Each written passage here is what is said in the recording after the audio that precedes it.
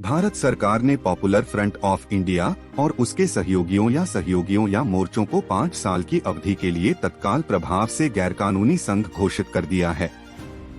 यह कदम राष्ट्रीय जांच एजेंसी, प्रवर्तन निदेशालय और राज्य पुलिस विभागों द्वारा पीएफआई नेताओं पर बड़े पैमाने पर देशव्यापी छापेमारी के बाद उठाया गया है।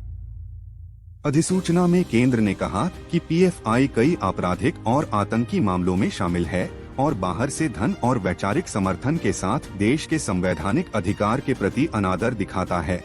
यह देश की आंतरिक सुरक्षा के लिए एक बड़ा खतरा बन गया है।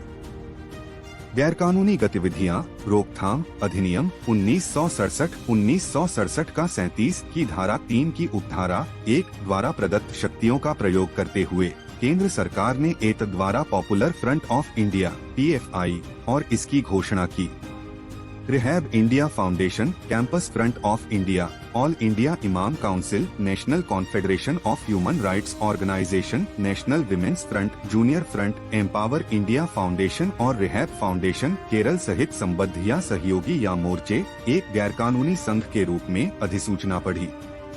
और जबकि केंद्र सरकार उपरोक्त परिस्थितियों को ध्यान में रखते हुए दृढ़ राय है कि पीएफआई और उससे जुड़े या सहयोगी या मोर्चों को तत्काल प्रभाव से एक गैरकानूनी संघ के रूप में घोषित करना आवश्यक है और तदनुसार के प्रयोग में उक्त अधिनियम की धारा 2 की उपधारा 3 के परंतुक द्वारा प्रदत्त शक्तियां केंद्र सरकार एतद द्वारा निर्देश देती है कि यह अधिसूचना उक्त अधिनियम की धारा 4 के तहत किए जाने वाले किसी भी आदेश के अधीन 1 के लिए प्रभावी होगी। आधिकारिक राजपत्र में इसके प्रकाशन की तारीख से 5 साल की अवधि यह कहा।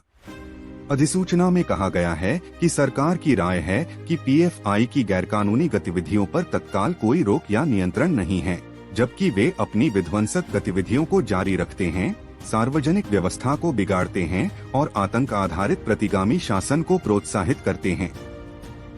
वैश्विक आतंकवादी समूहों के साथ पीएफआई के अंतर्राष्ट्रीय संबंधों के कई उदाहरण हैं और पीएफआई के कुछ कार्यकर्ता Islamic state of Iraq and Syria में शामिल हो गए हैं और सीरिया, इराक और अफगानिस्तान में आतंकवादी गतिविधियों में भाग लिया है। यह कहा।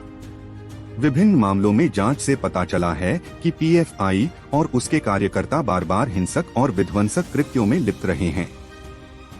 पीएफआई द्वारा किए गए आपराधिक हिंसक कृत्यों में एक कॉलेज के प्रोफेसर का अंग काटना, अन्य धर्मों को मानने वाले संगठनों से जुड़े लोगों की निर्मम हत्याएं शामिल हैं। प्रमुख लोगों और स्थानों को निशाना बनाने और सार्वजनिक संपत्ति को नष्ट करने के लिए विस्फोटक प्राप्त करना, यह कहा।